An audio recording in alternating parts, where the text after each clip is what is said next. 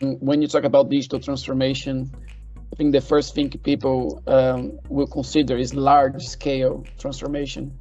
And I think that creates a lot of uncertainty. And that's another factor, because when you think about transformation, uncertainty, it's part of the process.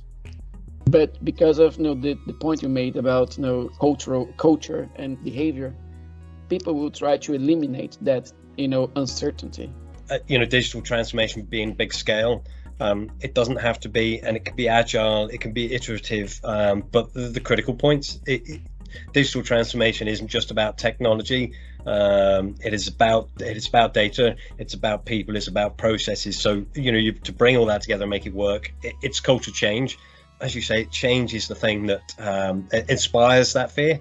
But that's why you've got to embrace that culture that sort of says, well, look, change does bring risks, but it brings opportunities. Someone described this situation as like trying to climb a mountain with a mudslide coming. So you have to be fast enough to not go down, and also fast enough to not be buried. So there are numerous data risks. I think one, you don't know what you've got. So you don't know whether, as we mentioned earlier, you don't know if it's personal data, you don't know if it's records you need to keep for a certain period of time to satisfy legal or regulatory requirements.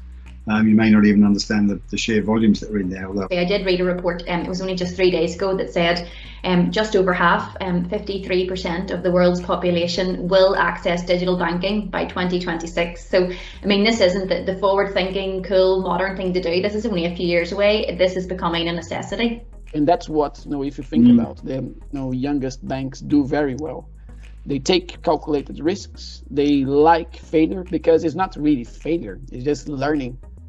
And they quickly adapt. So I think one of the challenges for large, financial institutions is to make that virtual cycle to work efficiently.